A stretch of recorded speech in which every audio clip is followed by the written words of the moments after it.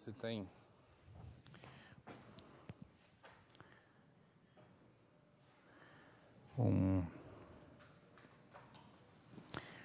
vou dar um enunciado de maneira mais precisa do que eu escrevi na outra aula.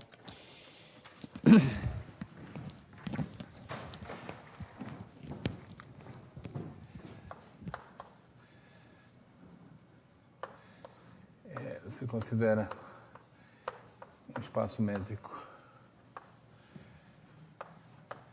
Terça-feira eu escrevi compacto, mas de fato você pode provar com mais generalidade. E existe um contexto que é muito comum, que é supor que o espaço métrico é completo e separável. Compacto implica as duas coisas.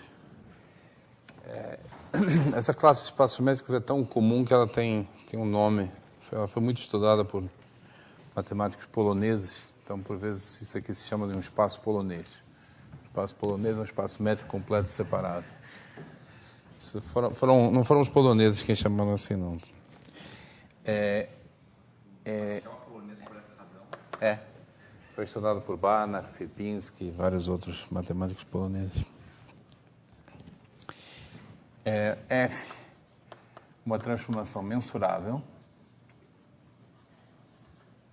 Também não precisa ser contínua. E μ, uma probabilidade invariante.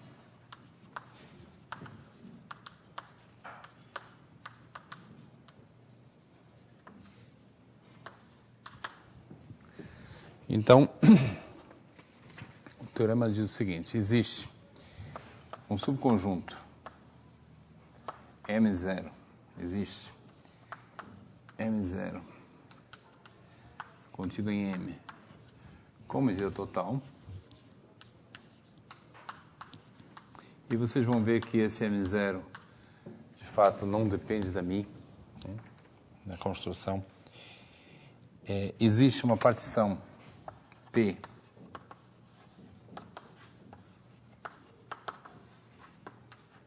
de M0, ou seja, P é uma partição do M a menos de medida nula, que foi o que eu escrevi na terça-feira. Eu só estou detalhando o que eu quis dizer com isso. E existe uma família μP indexada por P de medidas de probabilidades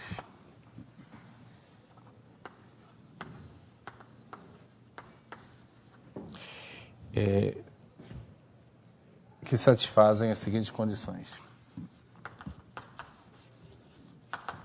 Então,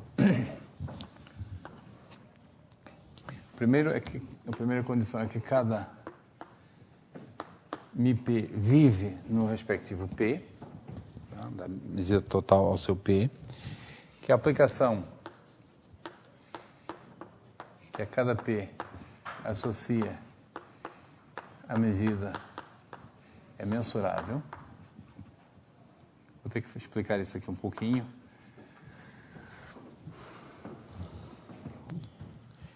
Qualquer que seja contido em M mensurável. Cada uma dessas μPs é ergódica, é invariante e ergódica.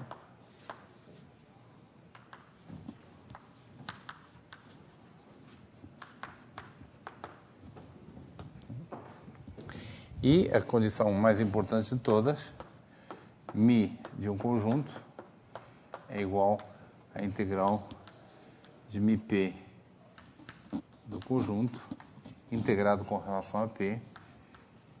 Isso eu também vou ter que explicar. Existe uma certa probabilidade, tal que vale isso para todo conjunto mensurável. Tá? Essa é importante. É essa que diz que μ é uma combinação linear convexa das μPs. Para que serve o item B? Para que isso tenha sentido. Você vai integrar você tem que ter uma função mensurável para integrar. Tá? E aqui você está dizendo que cada μp vive no seu próprio P, que elas são invariantes ergódicas. Tá? Então, o que significa mensurável e quem é essa mi-chapéu? Aqui uma observação abstrata, dada partição P de M. Eu não defini partição, mas todo mundo sabe o que é. É uma decomposição do espaço em subconjuntos enumeráveis de juntos 2 a 2. As interseções são vazias e a união dos elementos do P é o espaço todo. E está sempre implícito que os elementos são mensuráveis. Tá?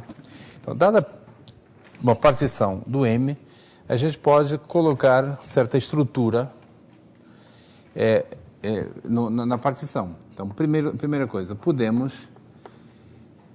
tornar P um espaço mensurável. Quer dizer, podemos definir em P,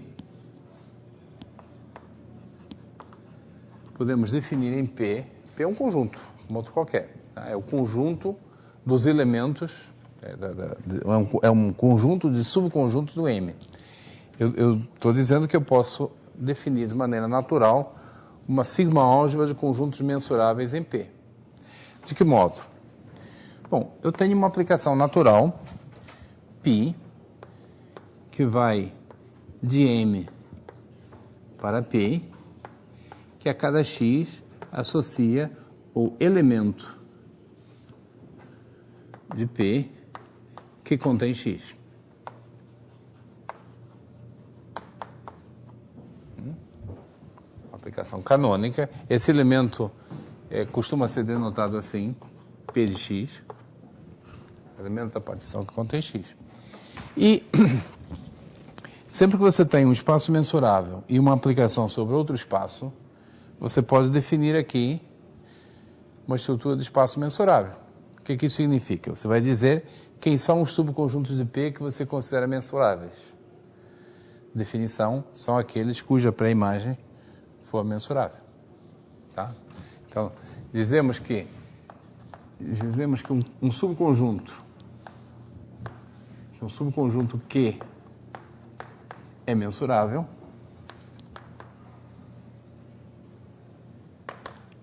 se a pré-imagem dele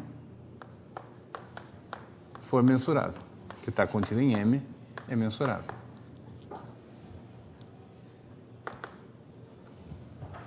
Certo?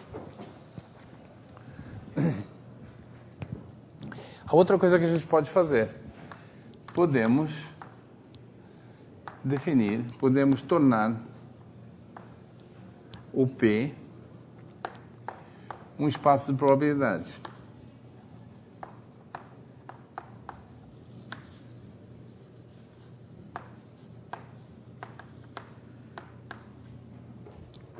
O que é um espaço de probabilidade? É um conjunto, uma sigma-álgebra e uma probabilidade definida na sigma-álgebra. A sigma-álgebra eu já defini. Agora falta definir a medida. Definindo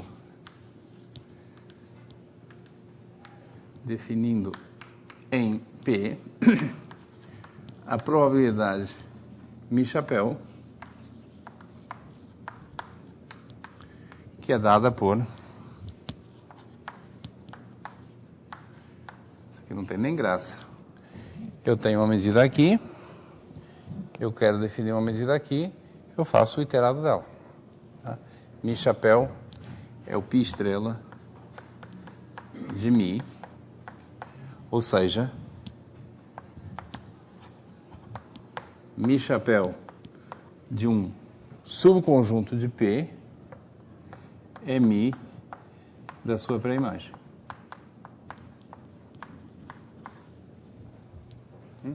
É evidente que essas são construções completamente abstratas, funtoriais. Não? Sempre que você tem uma aplicação de um espaço de probabilidade para um conjunto, você pode carregar a estrutura para lá. Então, o mi-chapéu que está aqui é esse. É simplesmente a medida quociente medida quociente de mi em P, certo? E quando eu falo em mensurabilidade, isso aqui é uma aplicação que vai de P para R, ou para 0,1. Para falar em mensurabilidade, eu preciso ter uma sigma álgebra aqui e uma sigma álgebra aqui. Bom, agora eu já tenho sigma álgebra aqui. Certo? E como sempre em teoria da medida, teoria ergódica, você nunca faz afirmações para todo, você faz para quase todo. Então aqui eu também vou acrescentar para quase todo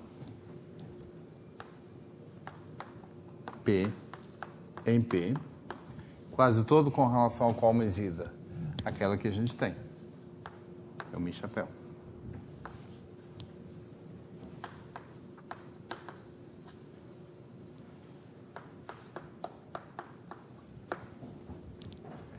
Certo? Então, esses dois quadros aí são blá blá abstrato. Esse pedaço daqui para dar sentido ao enunciado. Poderia ter introduzido antes. É tão abstrato que ficaria meio difícil de motivar. Em todo caso, é totalmente trivial. Tá certo? Então, o teorema diz que sempre que você tem uma medida invariante, a menos de jogar fora o conjunto com medida nula, você consegue escrever a medida como uma combinação convexa de medidas ergódicas invariantes, cada uma delas vivendo num elemento de uma certa partição.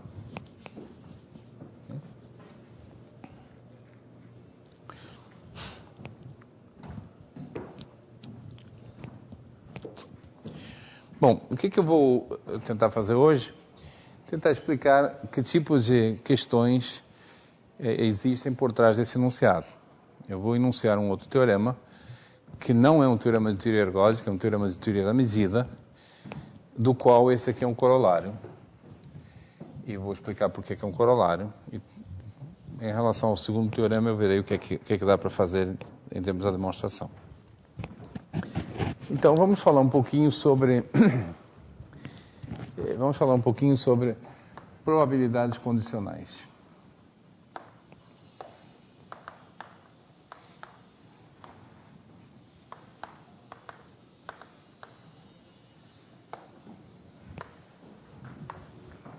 Então, começamos com um espaço de probabilidade.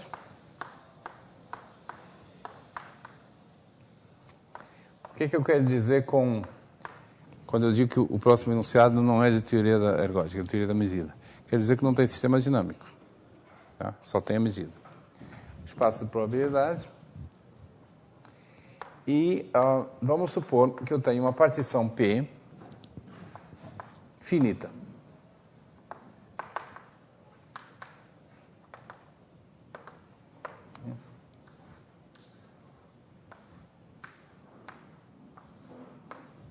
Esses são os elementos da partição.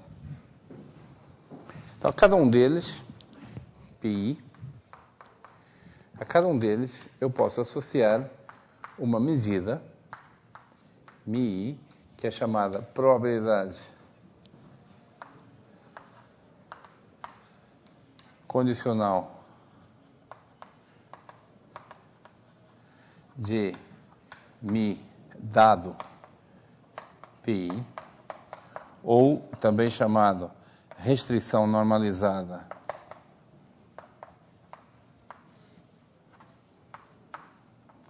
de mi a pi, que é um objeto que já apareceu para a gente, definido assim. Mi I de um certo conjunto E, temos esse conjunto E aqui, é igual a mi do E intersectado com pi, esse pedaço aqui, e aí você normaliza dividindo por mi de pi. Tá? Para todo o conjunto mensurável contido em E. Isso é uma probabilidades. E essas probabilidades têm a propriedade de que a μ pode ser reconstruída a partir delas. É uma igualdade trivial. μ é igual a μ de πi multiplica μ com i, digamos, é de 1 até n, em que n é o número de elementos da partição. Tá certo? Então, esse é o conceito elementar de probabilidade condicional. Completamente elementar. Para sairmos um pouco da elementaridade, eu quero fazer a seguinte observação. É claro que quando eu escrevi essa fórmula, eu supus que as PIs tinham medida não nula. Isso aqui não faz sentido se o denominador for zero. Então, como é que a gente lida com os PIs que tiverem medida nula? A gente joga fora. Tá? Então, excluímos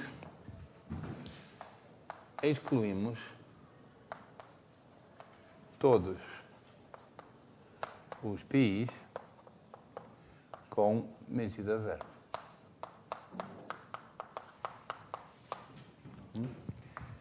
ênfase na palavra finita. Estou excluindo necessariamente um conjunto, uma união finita de conjuntos com medida zero, portanto estou excluindo medida zero. Vamos supor agora que nós temos uma partição P que é mensurável, que é enumerável.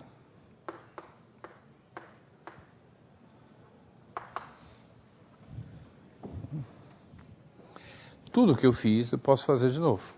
Posso definir μ do mesmo jeito.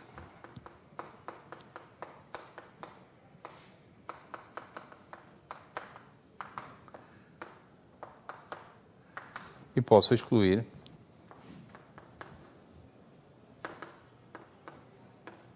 todo o PI com medida nula.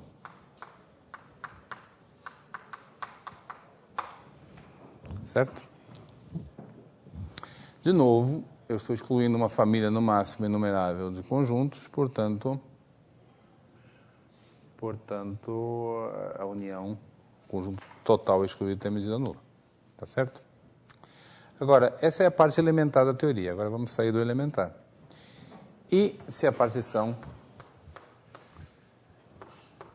Aí, de novo, continua valendo. Tá? Continua valendo a relação μ de πi, μi.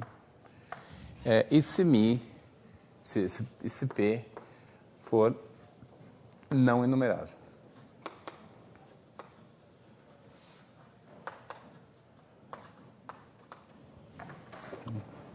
Bom, claro que a primeira pergunta que a gente tem que fazer é: e por que eu me preocuparia com esse assunto? Tem alguma boa razão para ficar se perguntando sobre partições que não são enumeráveis? Bom, tem. Porque vocês conhecem muitas. Por exemplo, vocês conhecem o seguinte... Vocês conhecem, pelo menos das aulas de cálculo, a seguinte partição não enumerável. Você pega o quadrado e particiona em segmentos verticais. Então, P, nesse caso, é o conjunto formado pelos segmentos verticais indexados pelo intervalo 0,1. Certo? E aqui é uma situação bastante diferente, porque você não pode jogar fora os P's que têm medida nula. Certo? Eu não falei quem é a medida, mas estou pensando que μ é a área. Aqui todo mundo tem medida nula, a fórmula não faz sentido e você não pode jogar fora os conjuntos com medida nula. E, no entanto, desde a aula de cálculo, que vocês sabem que a medida área pode ser escrita da seguinte forma. a medida de um conjunto, isso se chama teorema de Fubini, a medida de um conjunto pode ser obtida calculando o comprimento do conjunto intersectado com x por 0,1.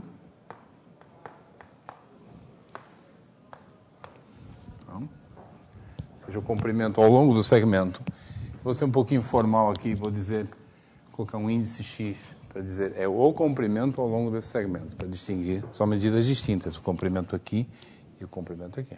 Tá? Você pode calcular esses comprimentos e depois tomar a integral dx. Tá? Então, a medida de área pode ser desintegrada de uma forma que lembra isso aqui.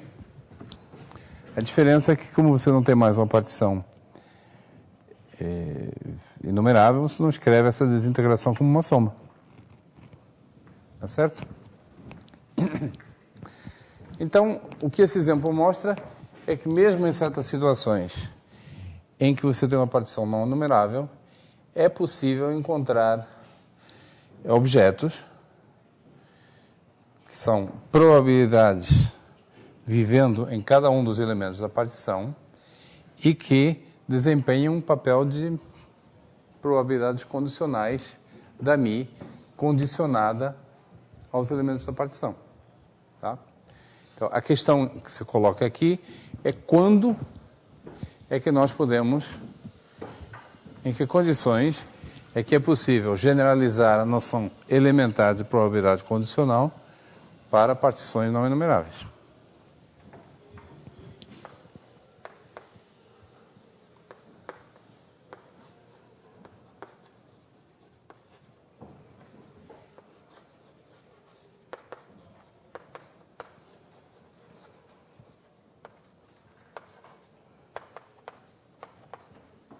E aqui, realmente, o nível de sofisticação da teoria dá um salto. Porque tudo isso aqui é bem elementar, mas probabilidade condicional a partir daqui é um conceito muito sutil. Tá? Começa que a existência vai ser dada por um teorema não trivial. Então, deixa eu desde já adiantar para vocês que a resposta não é sempre. Tá? Não é para qualquer partição que você pode definir. E eu creio que tem um exemplo aqui no texto.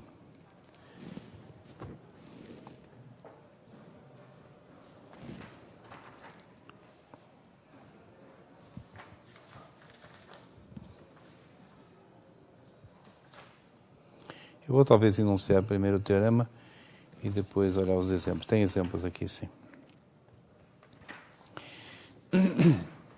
Então, eu vou precisar de uma definição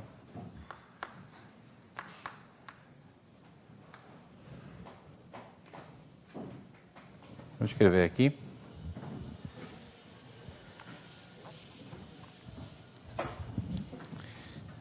Dizemos que uma partição P é mensurável. Cuidado com essa palavra, porque não é uma boa escolha, mas é consagrado. Não significa que os elementos de P sejam conjuntos mensuráveis, porque isso eu já supus na definição, já coloquei na definição de partição. Tá? Dizer que uma partição é mensurável é dizer que existe uma sequência crescente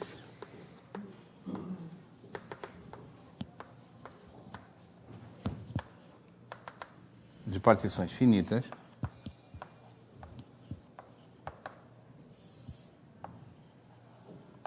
ou inumeráveis, não faz diferença,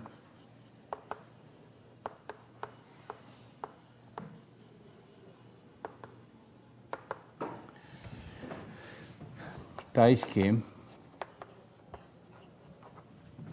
vou explicar esses símbolos, tais que a soma dos PNs n de 1 até infinito é igual a P, a menos medida nula restrita a algum conjunto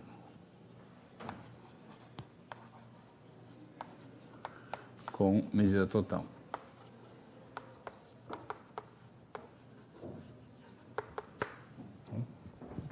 Então, primeiro, o que significa P1 menos fino do que P2?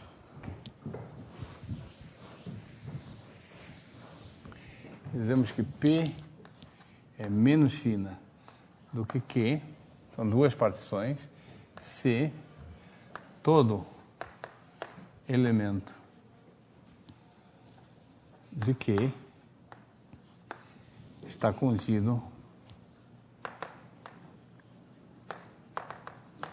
em algum elemento de P. Tá? Isso ele é menos fino. Exemplo.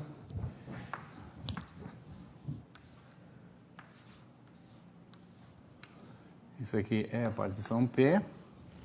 E aí você decompõe cada elemento do P em subconjuntos.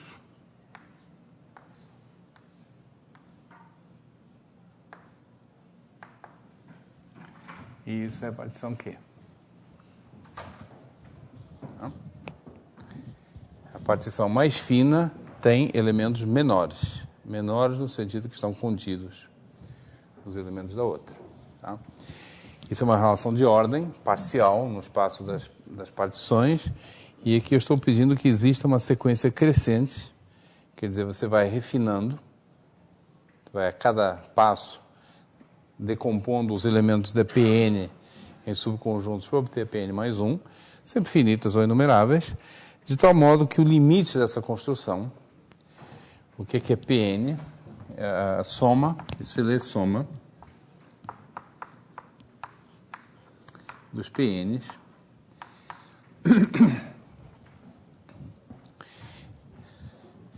é a partição cujos elementos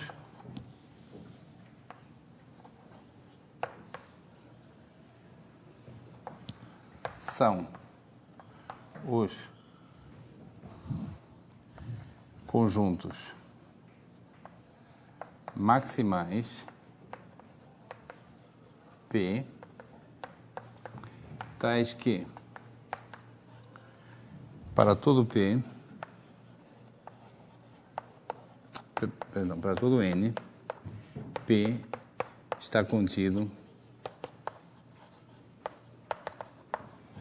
em algum elemento de Pn. Eu escrevi 4 linhas, porque eu quis dar uma definição em língua portuguesa, mas agora eu vou dar uma definição com símbolos. Tá? A ideia é mais fácil de entender do que de escrever. Você pega uma partição, decompõe, vai decompondo uma sequência inumerável de etapas de decomposição, e você olha no limite, o que você obtém, e isso é a soma. Tá? Uma maneira mais formal de escrever é dizer que essa partição é formada pelos conjuntos da forma P1, interseção P2, assim, é formada por todos os conjuntos desta forma, interseção Pn, n desde 1 até infinito, onde Pn varia em Pn e n maior ou igual que 1.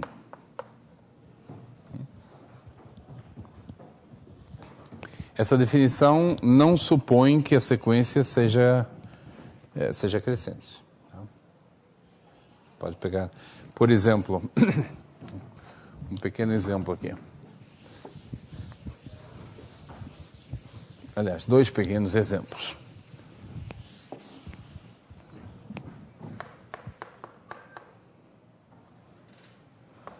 M é o intervalo 0, 1. P é formado pelo intervalo 0, 2/3 2 terços, 1. E a Q é formada pelo intervalo 0, 1 terço, 1 terço, 1.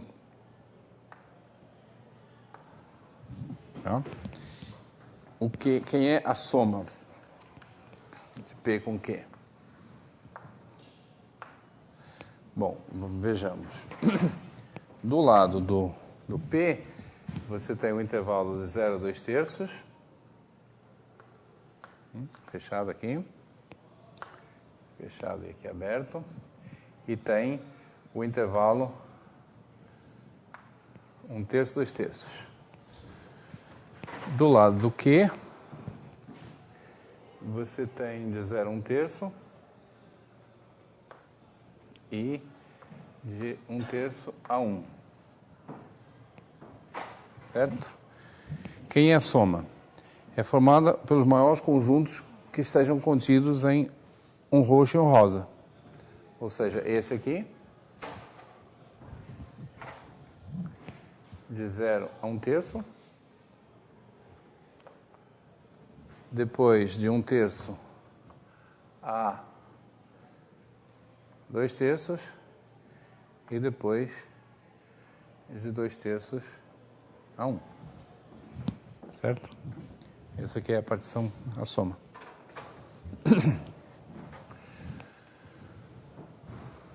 Outro exemplo um pouquinho mais sofisticado.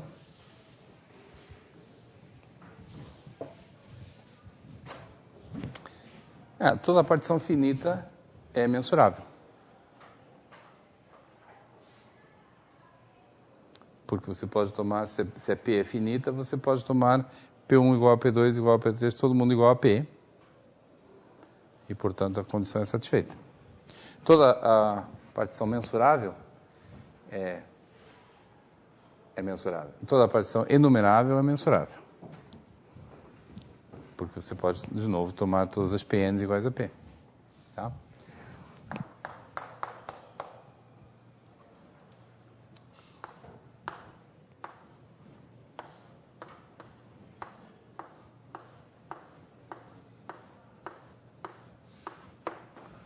Vamos tomar essa P aqui, que já apareceu antes. A partição do quadrado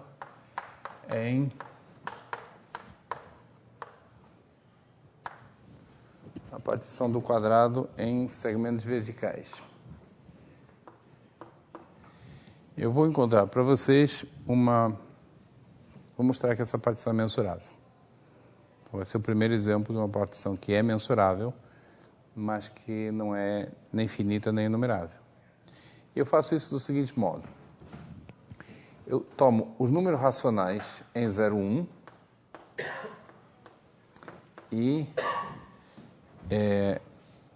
e ordeno eles. Enumero, perdão. Tá?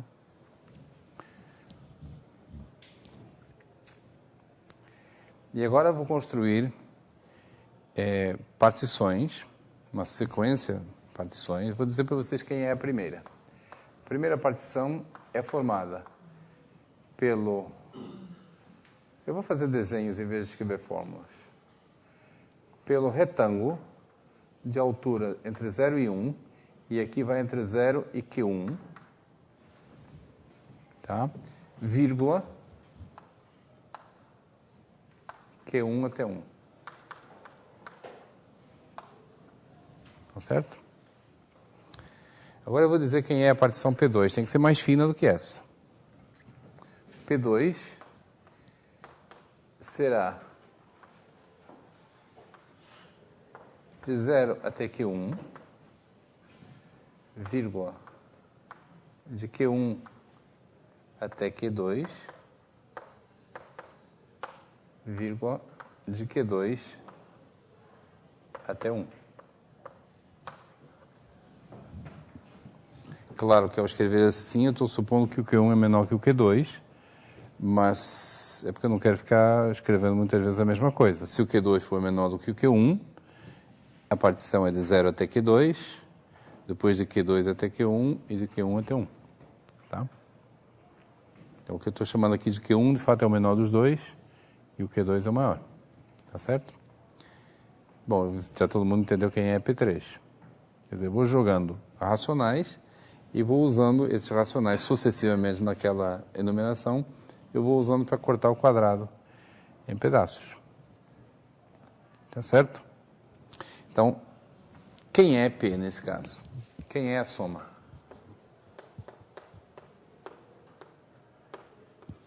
Desses PNs. Primeira observação. Como eu só faço cortes na vertical, todas as interseções daquele tipo que está lá escrito serão verticais, serão de alto a baixo, serão retângulos de alto a baixo. Tá certo? Ou seja, qualquer elemento daquela, qualquer P aqui, se ele contém um ponto, ele contém todo o segmento vertical que passa pelo ponto. E eu afirmo que ele não pode conter dois segmentos desses. Porque se ele contivesse dois segmentos desses, digamos, esse e esse, como existe algum racional no meio, em algum momento na hora que esse racional entra na jogada, esses dois segmentos são separados. Tá certo? Então, essa partição aqui não é mais do que a nossa P.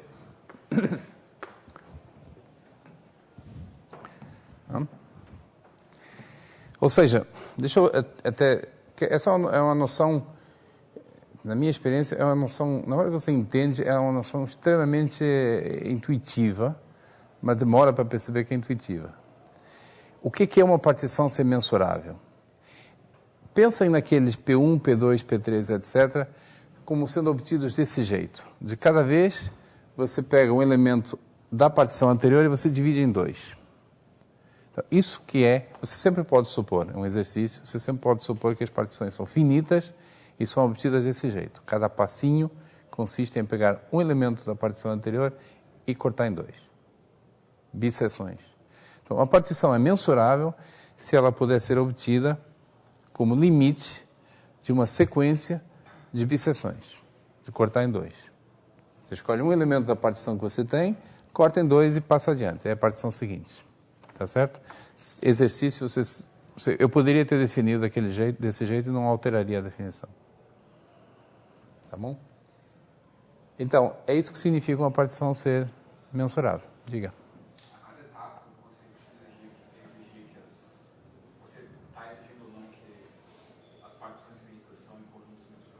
Sempre.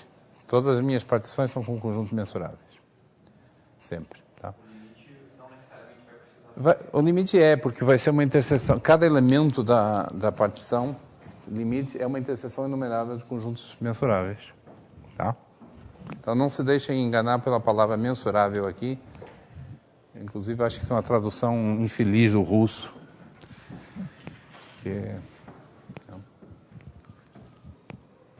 Tá certo? Então, é isso que significa uma partição ser mensurável. Ela poder ser obtida como limite de uma sequência de bisseções. E a essa altura você pergunta, mas será que tem alguma partição que não é mensurável? Bom, tem. Não é difícil de ver da própria construção que uma partição, para ser mensurável, ela não precisa ser finita, não precisa ser enumerável, mas tem no máximo a potência do contínuo. Né? Porque todo o processo de construção é enumerável, e você está passando ao limite, tem no máximo a potência do contínuo. Mas também a gente não trabalha muito com espaços com potência maior que o contínuo. Então, ainda assim, tirando essa restrição meio abstrata, meio artificial, que tem que ter o cardinal do contínuo, você pode perguntar se tem alguma partição que não seja mensurável. E é esse exemplo que eu quero dar para vocês, porque de fato existe um monte de partições que não são mensuráveis e que parecem bastante inofensivas.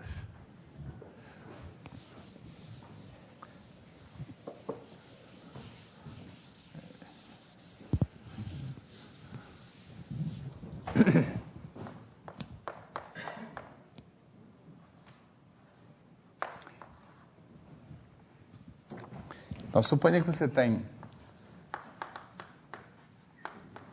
uma transformação. Vou dar um exemplo num contexto, formulado num contexto mais geral. Assim, bastante geral. E mi, medida invariante ergódica. Certo? Observem que a medida intervém na definição de partição mensurável, porque você faz tudo em QTP.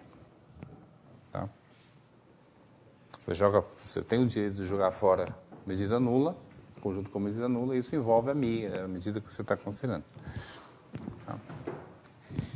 Vamos considerar P a partição em órbitas de F.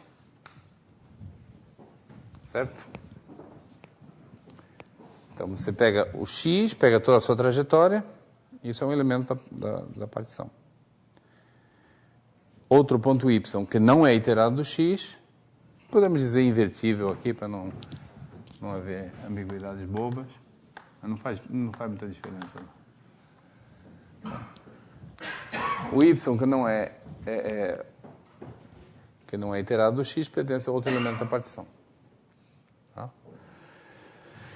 Então, a gente está falando desse conceito aqui, o conceito de partição mensurável. Uma partição é mensurável se você pode obtê-la pelo seguinte processo. Começa com uma partição finita, refina para ter outra partição finita, refina de novo, uma sequência enumerável de partições finitas, cada uma mais fina que a anterior. Aí você passa ao limite, e digamos que o limite é a sua partição P. Então ela é isso que significa ser mensurável. Em tudo que eu falei finito, pode trocar por enumerável, que não muda a definição. E eu acabei de mostrar aqui, de argumentar, que se você tem o quadrado e considera a partição em segmentos verticais, isso é uma partição mensurável, porque você pode construir a tal sequência de partições usando os racionais. Você pega o primeiro enumera os racionais e pega o primeiro deles e diz, considera a partição dos pontos que estão à esquerda dessa abscissa ou à direita. Depois, joga mais um racional na jogada e considera os 3 domínios definidos por esses 2 racionais. Podem ser um maior que o outro. E assim sucessivamente. Tá? Quando você passa ao limite, a partição limite é essa partição em segmentos. Tá? Então, um exemplo não trivial, um exemplo de partição mensurável não trivial porque ela não é nem finita nem enumerável. Toda partição finita ou enumerável é trivialmente mensurável, mas isso é uma classe maior. E uma coisa que não é evidente é como construir partições que não sejam desse tipo. É o que eu estou fazendo agora. Você considera uma transformação invertível, considera uma medida invariante ergódica, toma uma partição em órbitas. E a minha afirmação é que P não é mensurável. Não é partição mensurável. Isso quer dizer que os elementos da partição são ruins? Não, são conjuntos inofensivos. Os elementos da partição são conjuntos enumeráveis, logo mensuráveis. São uniões inumeráveis de pontos. Mas a partição não é mensurável. Pensem, se vocês querem pensar num exemplo concreto, pensem numa rotação do círculo. A trajetória, a órbita de um ponto, uma rotação irracional, que é ergódica com relação à medida de Lebesgue. Né? A medida de Lebesgue então, a trajetória é uma sequência densa, tá? Pontos distintos podem ou não ter trajetórias distintas. Você faz a decomposição do círculo nessas órbitas. Estou dizendo que essa partição não é mensurável. Tá, por quê? Suponhamos que fosse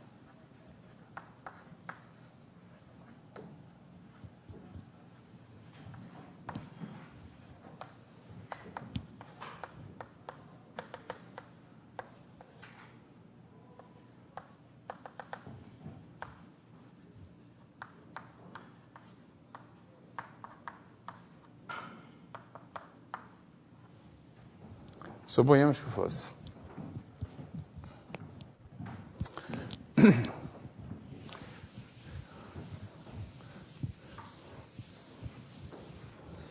Então você considera um PN qualquer e considera um elemento do PN.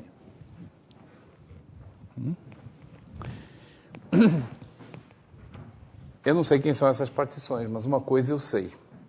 Esse PN é uma união de elementos da partição P.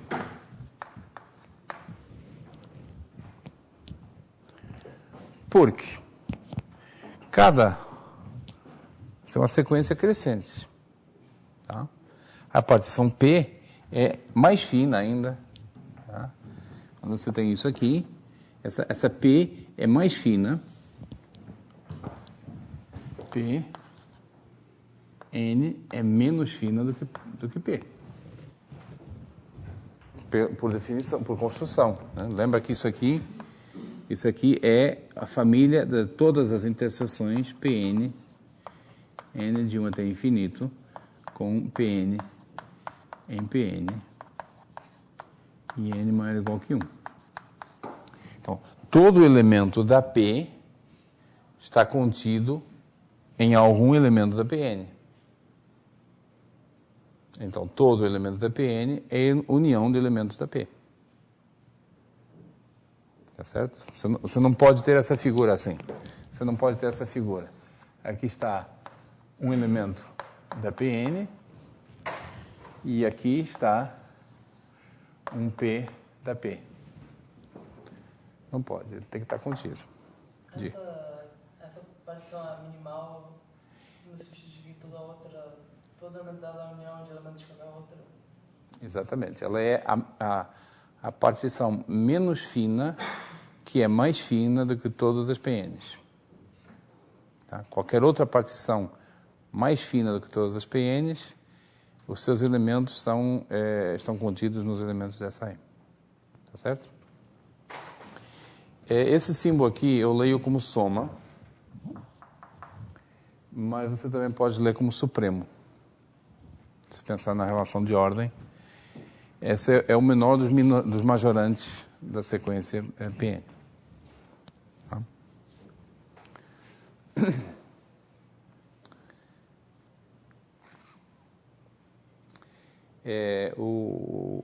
A principal, essa teoria foi desenvolvida pelo Vladimir Rochlin, que além de não ter escolhido um bom nome para partição mensurável, também não era muito coerente com notações. Então, em alguns artigos ele chama essa soma de produto. Soma são uma coisa, produtos são outra. Eu não vou entrar por isso aí, que gastaríamos 15 minutos falando de teoria das categorias. Em teoria das categorias, soma e produto são conceitos duais. Essencialmente, você passa de um para o outro invertendo a ordem do tempo, invertendo o tempo. E esse objeto é a soma, não é o produto. Tá? Num sentido que pode ser demonstrado. Mas não vamos fazer a teoria das categorias hoje. Tá certo? Então, todo elemento da Pn é uma união de elementos da P. Ou seja, é uma união de órbitas. Pn é união de órbitas.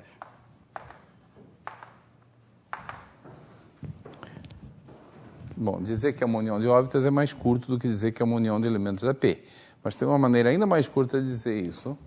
Um conjunto que é união de órbitas se diz invariante.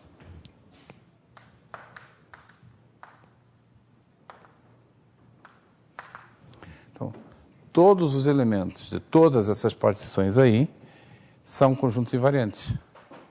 Portanto, μ de Pn é igual a 0 ou igual a 1. Né?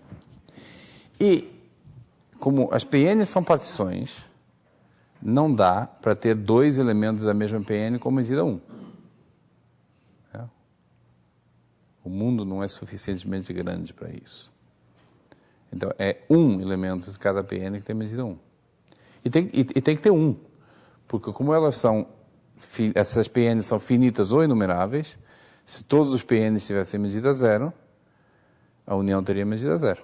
Tá certo? Portanto, o que a gente provou foi o seguinte: para todo N, existe um único PN pertencente a PN com medida 1. Com medida total. Isso já mostra que essas partições não são partições. São partições em que um elemento tem a medida total e os outros têm a medida nula, são... Bom, tá certo? Bom, mas terminemos. Por que isso leva numa contradição? Porque, então, dado um elemento desses aqui, dado P em P, ou seja, na soma, né? Dado P pertencente à soma, ou seja, P é uma soma de PNs.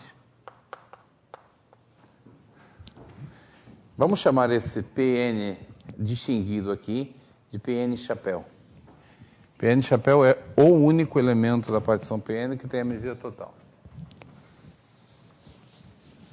Então, dado um elemento qualquer da soma, há duas possibilidades. Ou o PN que aparece aqui é o PN chapéu, é aquele elemento privilegiado que leva a medida total para todo N, ou não. Ou existe N, tal que Pn não é esse elemento privilegiado. No primeiro caso, o P é uma interseção enumerável de conjuntos com medida total. Então, o P tem medida total.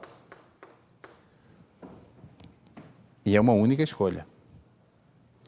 No segundo caso, o P é uma interseção de conjuntos, um dos quais tem medida nula. Então, o P tem medida nula. Quer dizer,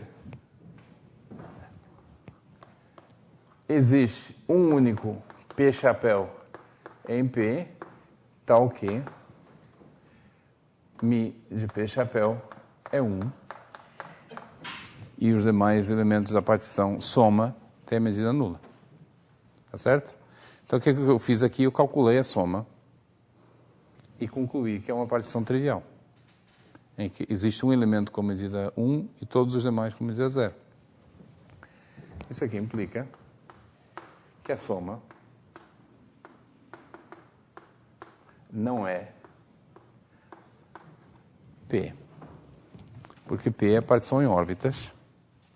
Órbitas são conjuntos enumeráveis e conjuntos enumeráveis têm medida nula. Aqui, todos os elementos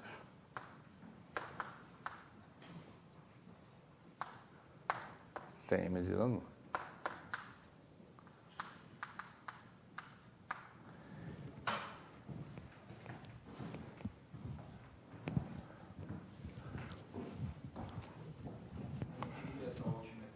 Nem eu. Nem eu.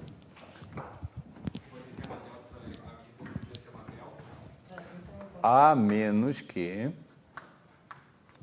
Mi seja uma delta, seja igual à medida de Dirac numa única órbita.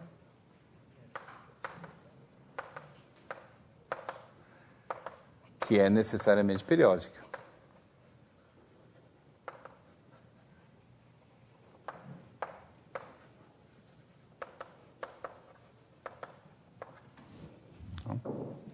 Então, o que eu tenho que dizer é que não é Dirac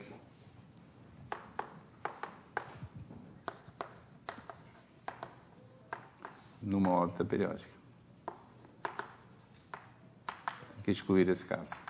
É claro que eu tenho que excluir algo assim, porque você, na generalidade em que eu me coloquei, o M poderia ser formado por um único ponto, a medida seria aqui nesse ponto, e é claro que qualquer partição num conjunto com um ponto é...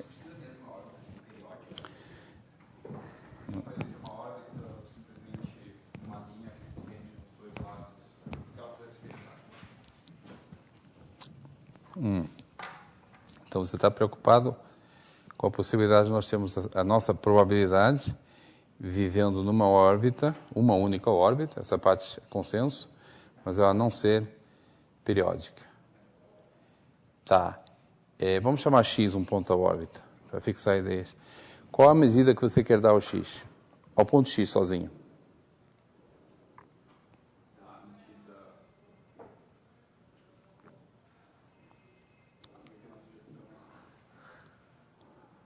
Vamos dar a medida zero? Mas aí todos os pontos da órbita têm a medida zero. E a órbita é um conjunto enumerável.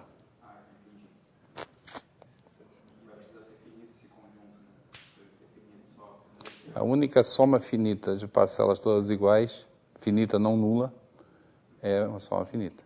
Tá? Ou você dá a medida zero e a órbita toda tem a medida zero, ou você dá a medida 1/10 e aí a órbita toda tem a medida infinita.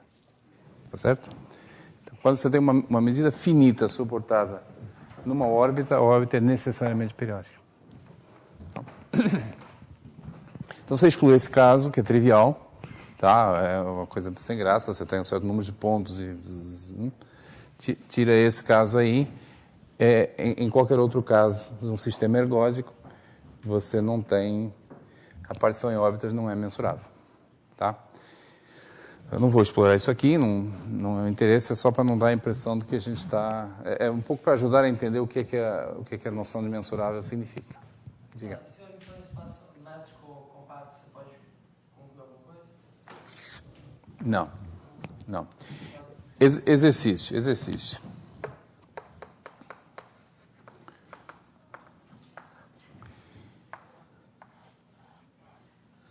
Toma M igual ao tórum e considera uma inclinação irracional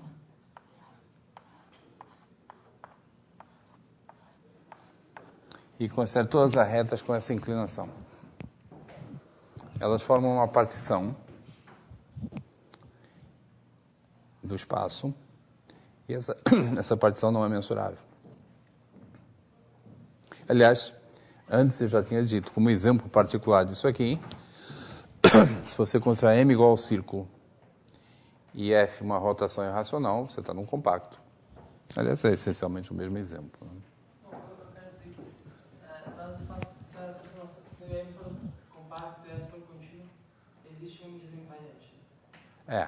Por exemplo, M igual ao círculo e F uma rotação irracional.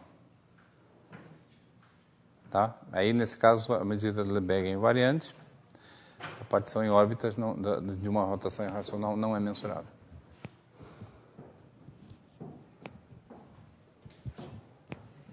Chocante, né? Porque a rotação é a coisa mais inofensiva que existe.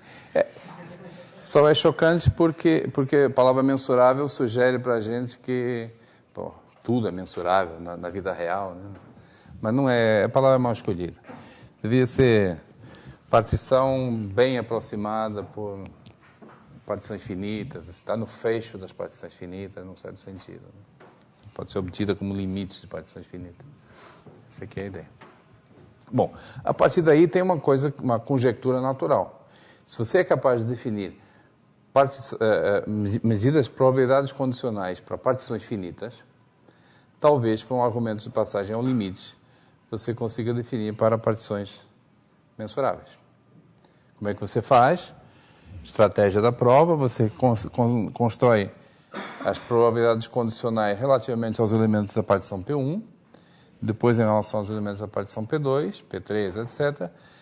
Passa ao limite, prova que o limite existe, acabou a demonstração do teorema. Tá? Tudo isso é verdade, dá muito mais trabalho do que eu estou sinalizando aqui, mas tudo isso é verdade. Esse é o teorema da desintegração da Rochlin.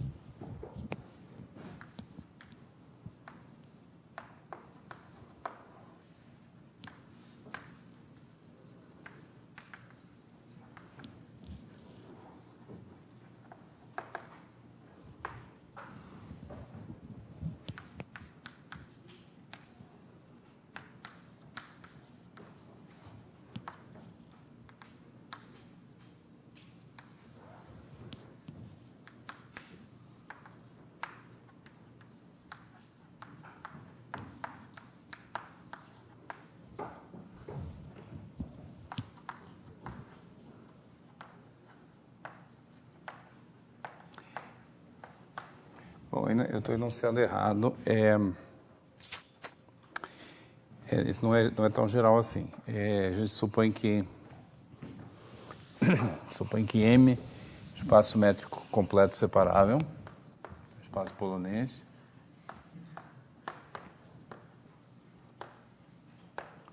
espaço métrico completo separável, B é sigma de Borel,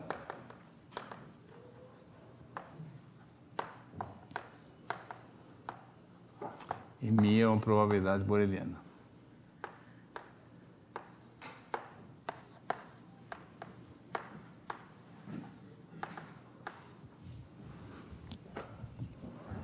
Então, existe, dada uma partição mensurável qualquer, você consegue encontrar uma família MiP de probabilidades. Essa família é chamada desintegração de Mi ao longo de P, ou com relação a P.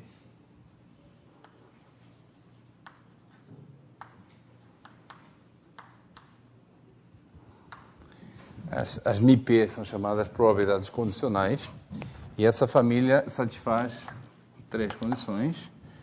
A primeira é que cada MiP vive no respectivo P.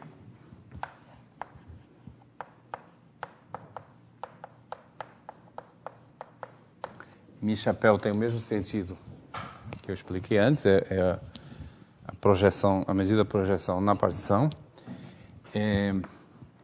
A aplicação que a cada P associa MiP de E é mensurável.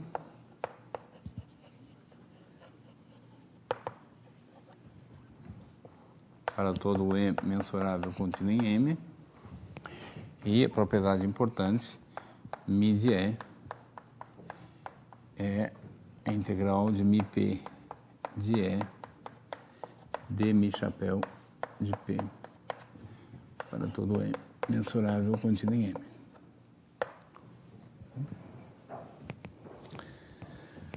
A mensurabilidade B é uma condição técnica, né, meio que necessária para dar sentido ao C, mas é fundamental. Se você retira aquela condição, várias coisas dão errado.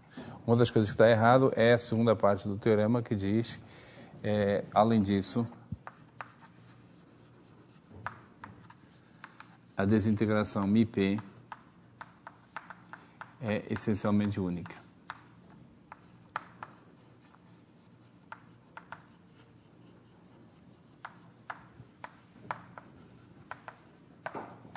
Essencialmente única significa que outra qualquer coincide com essa em QTP. Então, em outras palavras, se vocês tiverem outra família MiP linha, que também satisfaz A, B e C,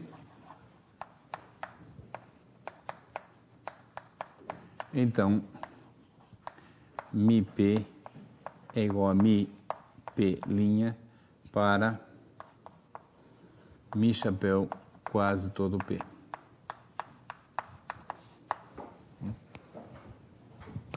Duas desintegrações diferentes.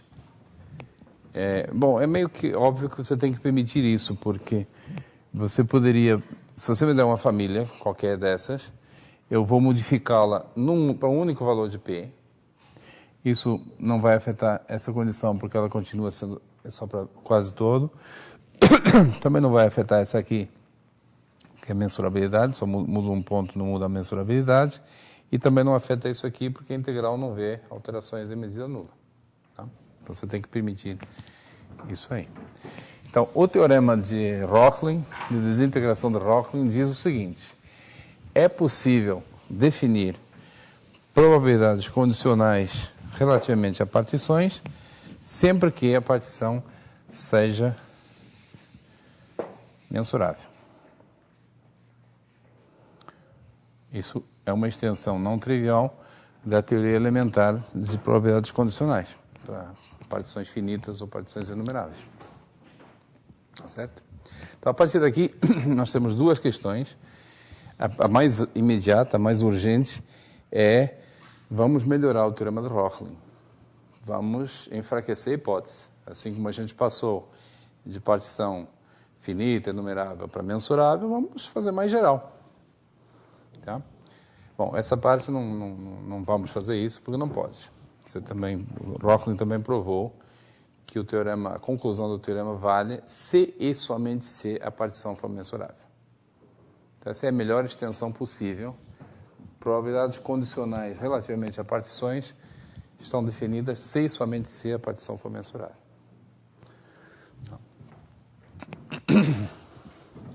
Isso por vezes é enunciado como parte do teorema. Eu tenho até a impressão que tem um exercício no livro nesse sentido. A outra questão eu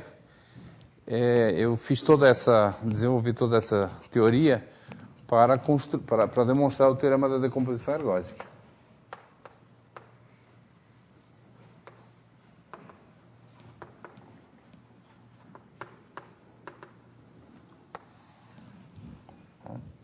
Há uma grande diferença entre os dois teoremas, que aqui tem um sistema dinâmico F e lá, como eu já mencionei, não tem sistema dinâmico, é a teoria da medida. Então, se a gente aceitar o teorema da desintegração e quiser provar o teorema da decomposição ergódica, o que a gente tem que fazer? Tem que identificar esse M0, medida total, tem que identificar a partição e tem que torcer porque a partir daí o resto do teorema seja dado pelo teorema de Rochlin. Se fizermos a coisa direito, o item A vai cair direto do teorema de Rochlin, o item B também, o item D também, e o item C temos que interpretar. O item C não pode vir do teorema de Rochlin porque lá não tem dinâmica. Tá certo? Mas tudo isso é simples e dá para fazermos antes do final da aula. Então, Rochlin implica decomposição ergódica.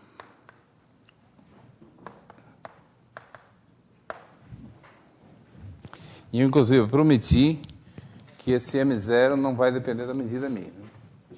É conjunto com probabilidade total, não é só com medida total, é probabilidade total. Então, deixa eu dizer para vocês quem é o M0. M0 é o conjunto dos pontos X onde vale o teorema de Birkhoff. Onde existe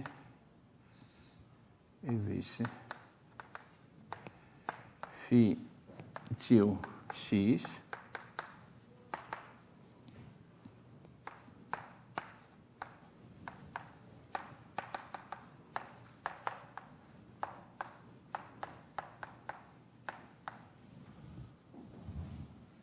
para toda φ de M em R contínua limitada.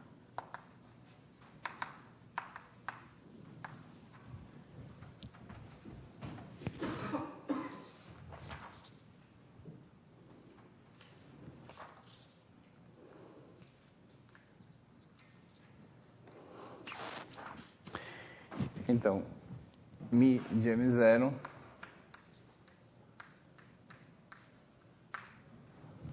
igual a 1. Por quê? Bom, aqui, de novo, tem que trabalhar um pouquinho. Não é tão gratuito assim quanto possa parecer. O teorema de Birkhoff diz que para toda função integrável existe um conjunto com medida total, tal que, para esse conjunto, a média de Birkhoff dessa função converge.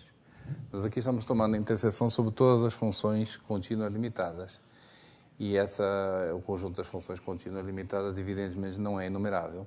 Tá? Então, você tem que argumentar, de alguma forma, que você pode tomar a interseção e que ainda consegue preservar a medida total. Por exemplo, se eu estivesse pensando que o M é um espaço compacto, eu usaria o fato de que, embora o conjunto das funções contínuas num espaço compacto não seja enumerável, ele tem um subconjunto enumerável denso. Tá? Aí você toma a interseção sobre o subconjunto enumerável denso do teorema de Birkhoff, do conjunto de Birkhoff. Essa interseção tem medida total. E aí você observa que se existe a média de Birkhoff para toda a função num subconjunto denso, Então, existe para toda a função. Tá? Com argumentos desse tipo. Tem que verificar. Eu não vou fazer isso aqui, que não é a parte mais inteligente da prova, mas esse conjunto tem medida total. Então, conjunto onde existe média de Birkhoff. E agora eu vou definir uma partição desse conjunto. Eu acho que...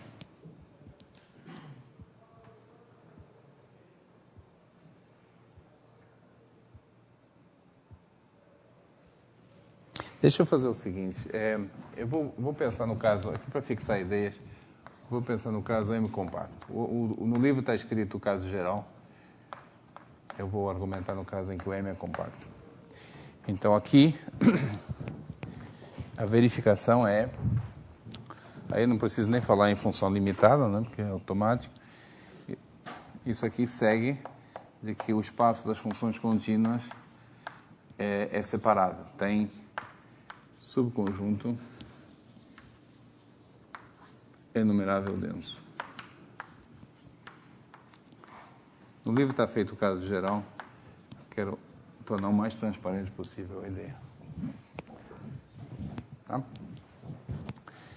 Então agora vamos definir, deixa eu dar um nome a subconjunto enumerável denso, Φk.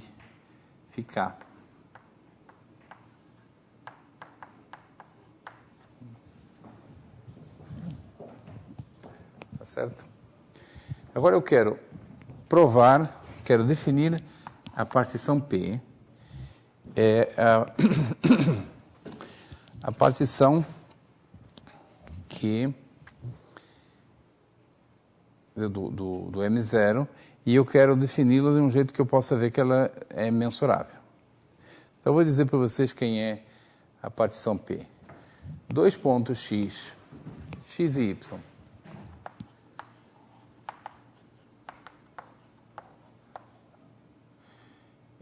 X e y estão no mesmo elemento da partição, por definição, se eles têm a mesma média de Birkhoff.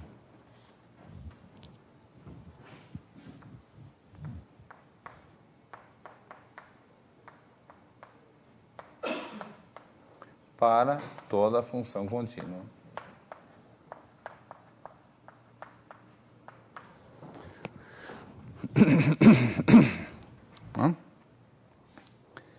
É essa minha... No fundo, se vocês pararem para pensar, tinha que ser alguma coisa assim, né? Porque você vai querer construir medidas em cima desses conjuntos e vai querer que elas sejam ergódicas. Para que sejam ergódicas, as médias de Birkhoff têm que ser constantes em QTP. Então, como é que você garante isso? Faz uma partição, tal que em cada elemento da partição as médias de Birkhoff sejam constantes. A ergodicidade vai cair que nem fruta madura. Porque a medida dá peso total a um conjunto onde a média de Birkhoff é constante, logo, a medida é ergódica. Tá? É assim que você garante que ela é ergódica. Tá? Agora, é um pouco menos óbvio que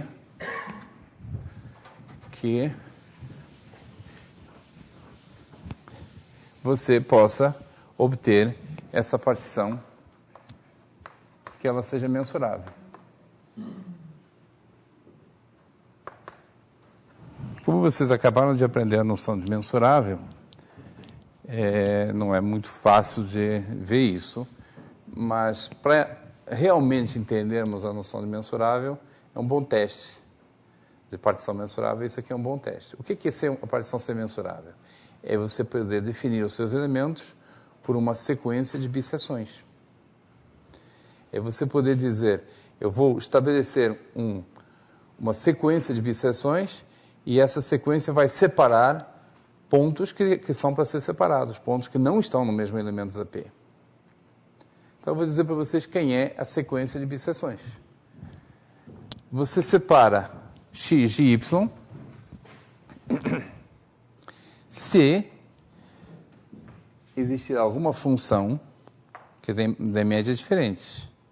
Tá, mas média diferente, nem sei muito bem como dizer isso. Isso não é... Ser diferente não é uma bisseção. E tem outra coisa, tem uma quantidade enormes de funções. Tá. Mas o conjunto das funções é um subconjunto enumerável denso. E dizer que dois números são diferentes na reta é um processo de biseção. Dizer que são diferentes é dizer que tem um racional no meio. Tá? Então, eu vou só escrever isso. P de x é diferente de P de y. Se e somente se existe um racional QJ e existe uma φk no subconjunto enumerável denso, tais que φk de x é menor que QJ menor que φk de y, ou o contrário.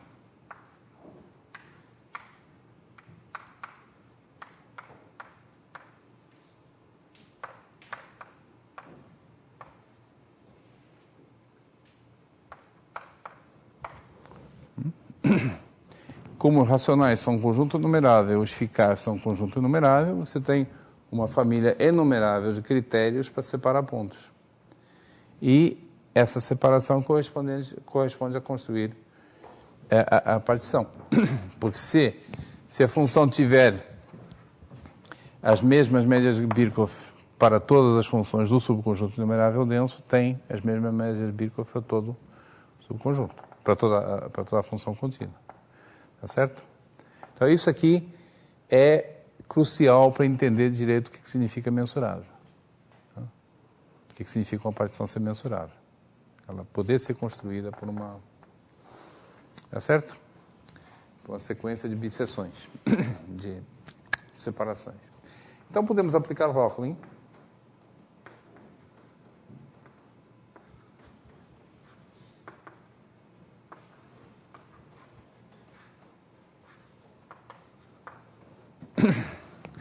E Rochlin nos dá tudo que está aqui. Uma família, MP, satisfazendo A, B, C. Tá certo? Então, está feito e está feito. E encontramos todos os personagens, P, M0 e a família. O que falta? Verificar que MIP é invariante e verificar que é ergódica. Tá?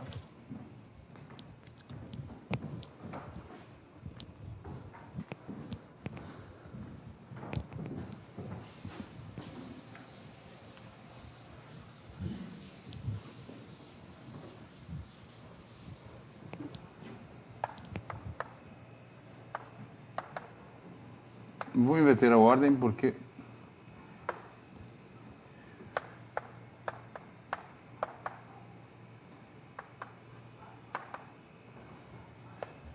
essa parte aqui eu já fiz. MIP de P é igual a 1 pelo item A. Toda média de Birkhoff φ é constante em P por decreto, por construção. Então, para toda a função φ contínua, φ1 é constante em MIP quase todo ponto. Eu não tenho certeza se eu mencionei explicitamente na aula, mas quando você está num espaço métrico, digamos, compacto, um espaço métrico, se você sabe que as médias de Birkhoff de funções contínuas, isso aqui é para toda a φ contínua. Se você sabe, acho que eu mencionei sim, se você sabe que as médias de Birkhoff de toda a função contínua são constantes, como as funções contínuas são densas dentro do espaço das funções integráveis, segue que médias de Birkhoff de qualquer função integrável também são constantes. Portanto, MIP é ergódica.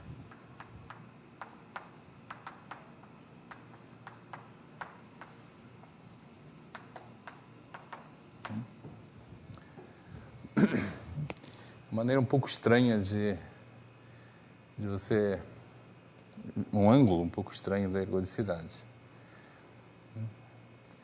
Você pensa que a ergodicidade é uma propriedade da medida, mas é meio que uma propriedade do lugar onde a medida vive. Você pensa, ergodicidade significa que, para μ quase todo ponto, as médias de Birkhoff são constantes. E aqui estamos dizendo, ou seja, μ dá peso total, μ vive no conjunto onde as médias de Birkhoff são constantes. É a mesma coisa vista do outro lado. Agora falta a invariância. E aí terminamos.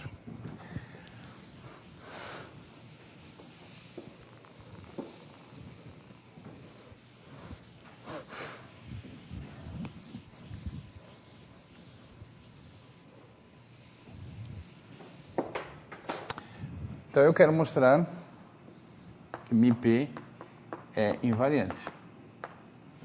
Sempre é para QTP, né? Para quase todo, para mi chapéu quase todo P.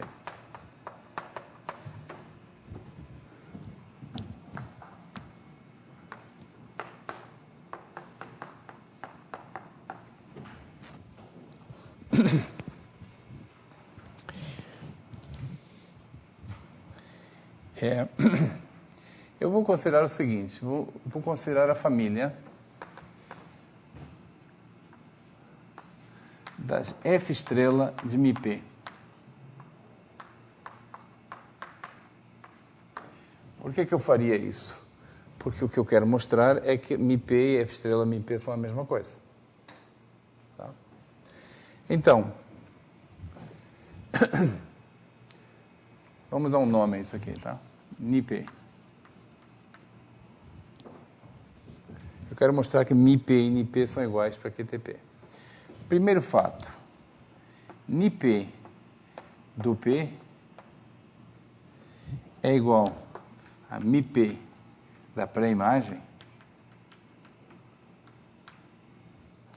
Mas esses P's são o conjunto dos pontos onde a média de Birkhoff é constante. E vocês sabem que uma média de Birkhoff em x e em f de x são sempre iguais. Então, se o x está em P, o f de x também está, e reciprocamente. Esses P são conjuntos invariantes. Porque médias de Birkhoff são...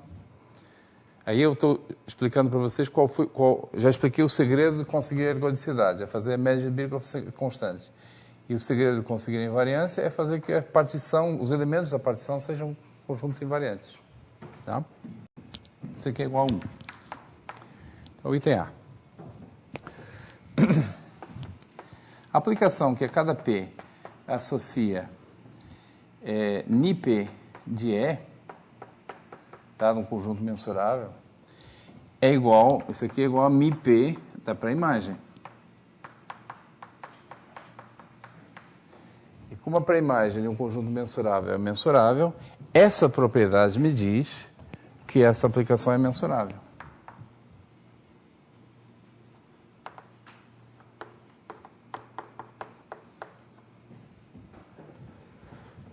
Certo?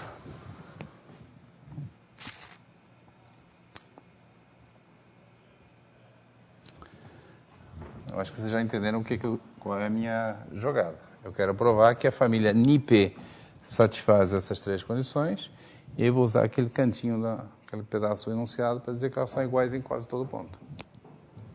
Tá? Então só falta verificar a última. νp de E é igual a μp de f-1 de E, que é igual a ni de E, é igual a mi de f-1 de E, que é igual a integral de μp em f-1 de E de mi chapéu P, que também pode ser escrita como... não é isso que eu quero dizer. Mi de E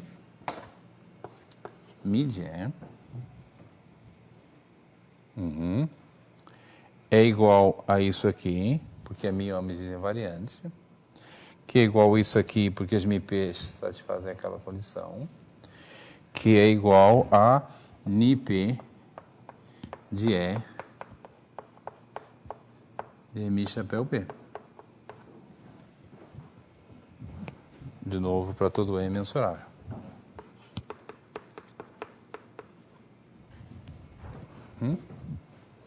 Então quer dizer que a NiP satisfaz todas as três propriedades que a MIP satisfaz.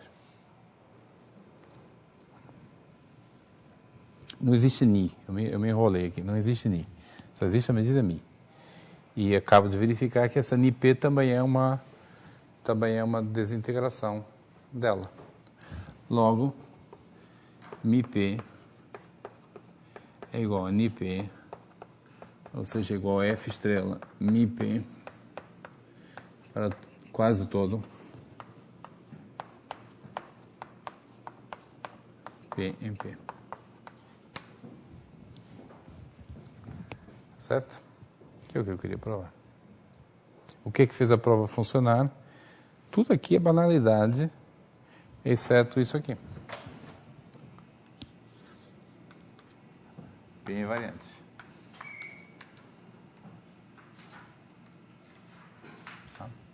De fato, o argumento que eu escrevi aqui mostra que se vocês aplicarem o teorema de Rochley com uma partição cujos elementos são conjuntos invariantes, a desintegração da Mi que vocês vão obter é formada por probabilidades invariantes também. Se, além disso, as médias de Birkhoff forem constantes em quase todo ponto, em cada elemento da partição, aí essas medidas são ergódicas. É assim que a gente obtém a conclusão. Não? Provavelmente eu não vou demonstrar o teorema de Rochley. A demonstração não é trivial, de jeito nenhum, é meio longa até, mas em certo sentido vocês já sabem qual é a demonstração. É desintegrar com relação às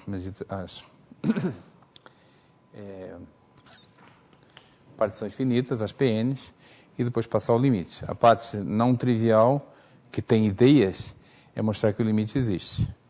Isso é o lema... Esse lema eu recomendo.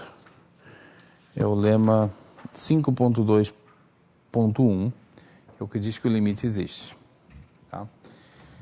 Depois tem toda uma administração da demonstração, trabalhar com conjuntos mensuráveis, álgebras geradas e sigma-álgebras, que é a parte não trivial, mas não muito inteligente da demonstração.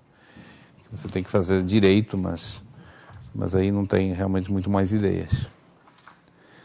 Tá? Para fazer isso aí funcionar, você precisa garantir que pode trabalhar com geradores, com famílias inumeráveis, sigma-álgebra, de geradores inumeráveis, e daí você querer que o espaço seja um espaço métrico separável, etc. Ok, por hoje é tudo. E amanhã a gente tem a prova, então...